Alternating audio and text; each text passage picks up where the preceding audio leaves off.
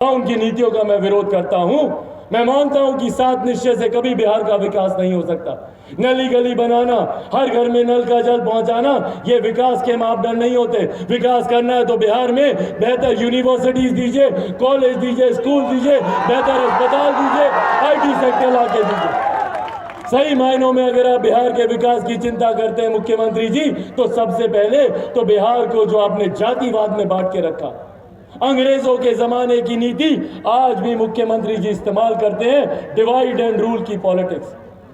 जब जब इनको लगता है कि इनके वोट बैंक में सेंध पड़ रही है, तो इन्होंने हम लोग को बांटने का काम किया, दशकों से कर रहे हैं। और इन्होंने बांटा, हम बढ़ते भी गए, पर बदले में हमें क्या मिला? कभी दलित को महादलित किया, कभी पिछड़ा को अति पिछड़ा किया, कभी अगड़ा, कभी पिछड़ा, कभी हिंदू, कभी मुस्लिम, कभी महिला, कभी पुरुष, कभी लव, कभी कुश, कभी कोरी, कभी कुर्मी, सिर्फ जातियों में बांटने का काम किया। नेता को आप लोग कहीं उत्साहवर्धन के लिए चिराग पासवान जिंदाबाद। मित्रों से कि मंच के नीचे रहिए। चिराग पासवान जिंदाबाद है। मंच के आगे आ जाए। 15 लोग। चिराग पासवान जिंदाबाद। चिराग पासवान जिंदाबाद। चिराग पासवान जिंदाबाद।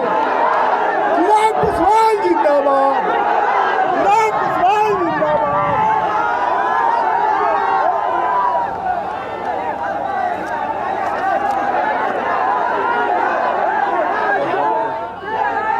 साथियों, आया तो था आप लोगों के बीच, आया तो था आप लोगों के बीच आग्रह करने, आया था आप लोगों के बीच आग्रह करने, जिनके लिए हम सब यहाँ पर उपस्थित हुए हैं।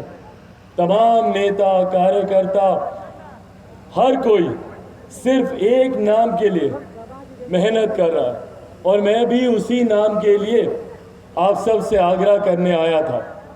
आप सब से ये विनती करने आया था कि हमारी बहन आदरणीय कुसुम देवी जी को आप लोग जिताकर बिहार की विधानसभा में भेजने का काम करें। पर यहाँ आने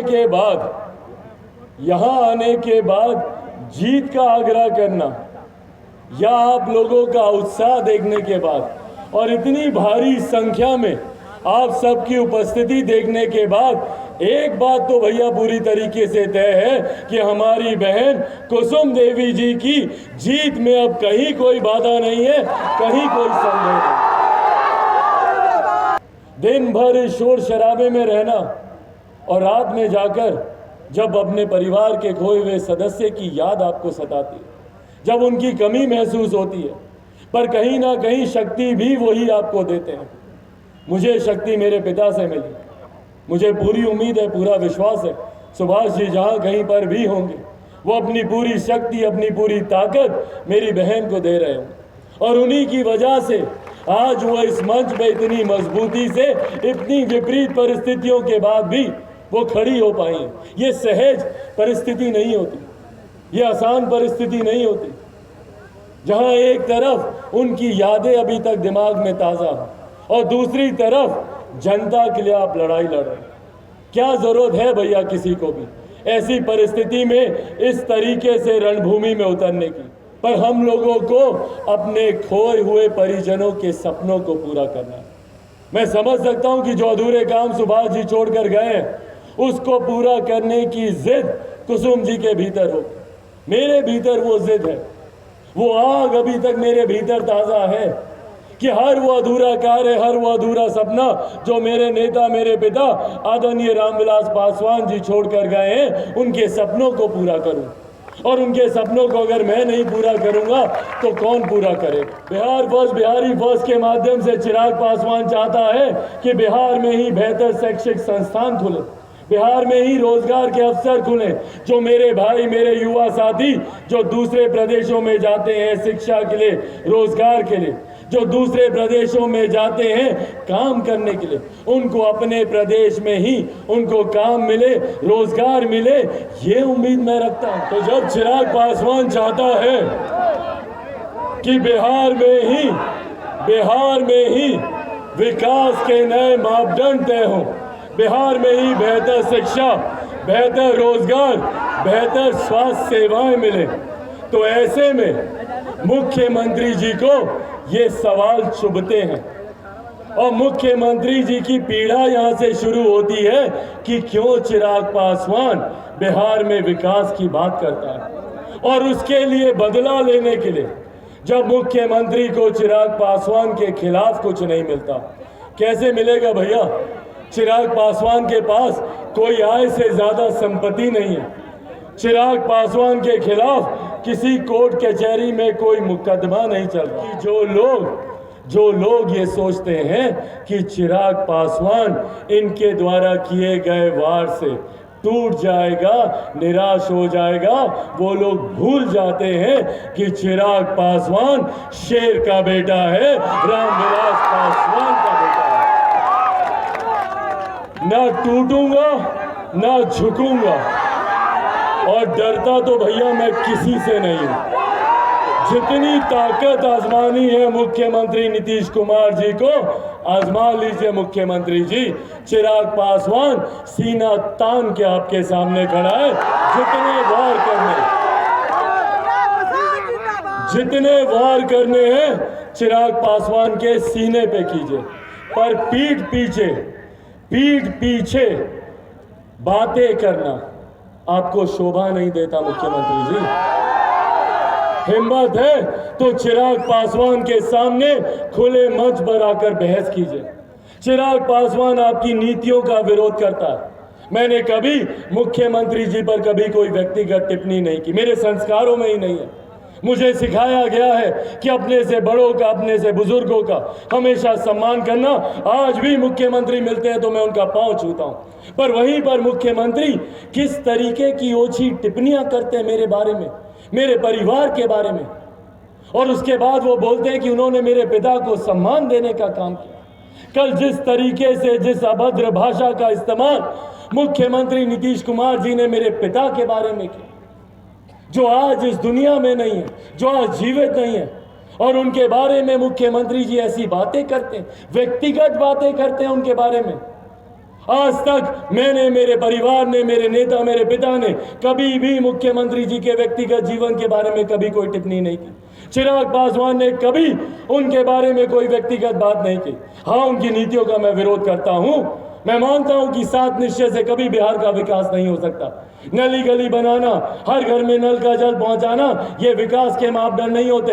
विकास करना है तो बिहार में बेहतर यूनिवर्सिटीज दीजिए, कॉलेज दीजिए, स्कूल दीजिए, बेहतर अस्पताल दीजिए, IT सेक्टर ला के दीजिए। सही मायनों में अगर आप बिहार के विकास की चिंता करते हैं मुख्यमंत्री जी, तो सबसे पहले तो बिहार को जो आपने जातिवाद में बांट के रखा, अंग्रेजों के जमाने की नीति आज भी मुख्यमंत्री जी इस्तेमाल करते हैं, डिवाइड एंड रूल की पॉलिटिक्स। जब जब इनको लगता है कि इनके वोट बैंक में सेंध पड़ रही है, तो इन्होंने हम लोग को बांटने का काम किया, दशकों से कर रहे हैं। और इन्होंने बांटा, हम बढ़ते भी गए, पर बदले में हमें क्या मिला? कभी दलित को महादलित किया, कभी पिछड़ा को अति पिछड़ा किया, कभी अगड़ा, कभी पिछड़ा, कभी हिंदू, कभी मुस्लिम, कभी महिला, कभी पुरुष, कभी लव, कभी कुश, कभी कोरी, कभी कुर्मी, सिर्फ जातियों में बांटने का काम किया। और आज बदले में हम लोगों को जब इनकी जरूरत पड़ती है तो हम लोग के ऊपर लाठियां चलाई जाती हैं। हमारे युवक जब इनसे अपने अधिकार की मांग मांगने जाते हैं तो उनको बर्बरता से पीटा जाता है। क्या इस दिन के लिए इनको किसी ने मुख्यमंत्री बनाया था? 2020 के चुनाव में भी हम लोगों ने स्पष्ट कर दिया था, और उस वक्त भी मैंने अपने साथियों से, भाजपा से मैंने आग्रह किया था कि ये जनादेश मुख्यमंत्री जी के खिलाफ है। उस वक्त भी मैंने आग्रह किया था कि भाजपा को अपना कोई मुख्यमंत्री दे देना चाहिए, पर एक तीसरे नंबर की पार्टी के नेता को कभी बिहार मुख्यमंत्री के तौर पर स्वीकार नहीं करेगा। इनको मुख्यमंत्री नहीं बनाना चाहिए।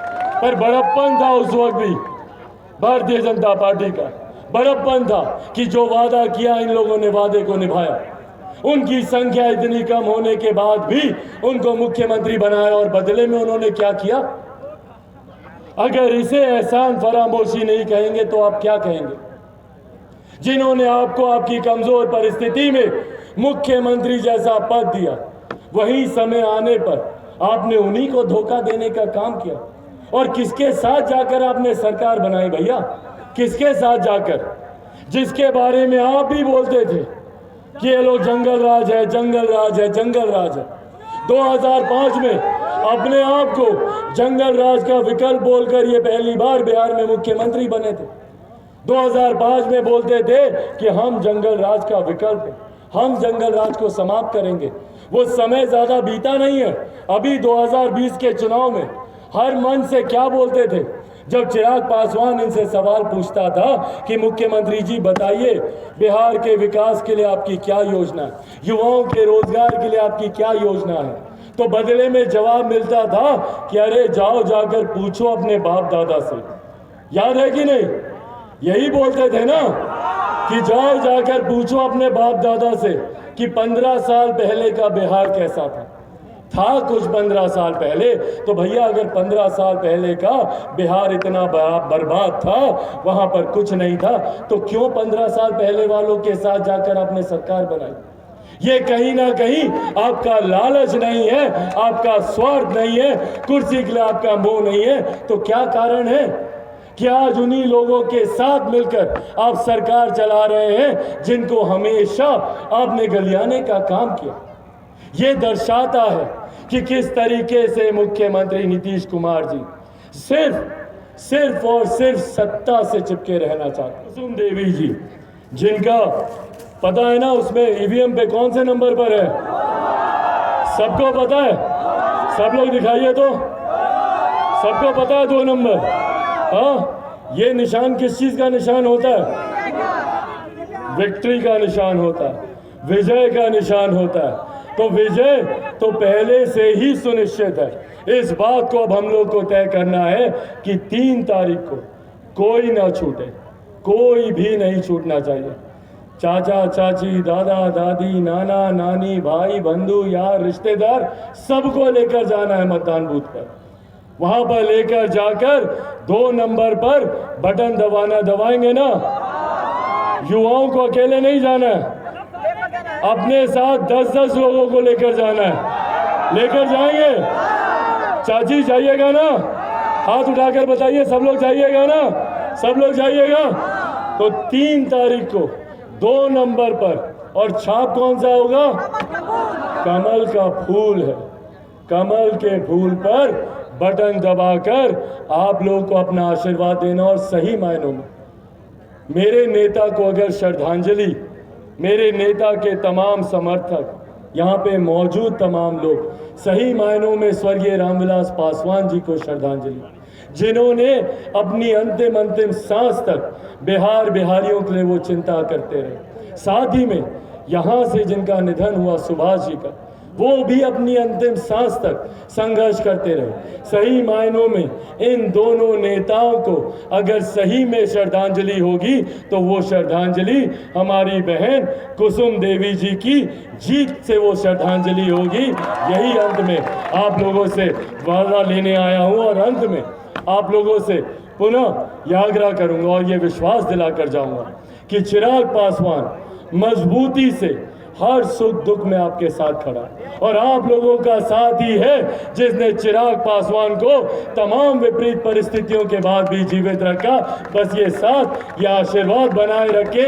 ये वादा करता हूं कि चिराग पासवान जब तक जिएगा तो आप लोगों के लिए, चिराग पासवान मरेगा तो भी आप लोगों के लिए, ये वादा करके जाता हूं। इसी के साथ बहुत बहुत धन्यवाद। जय हिंद, जय बिहार।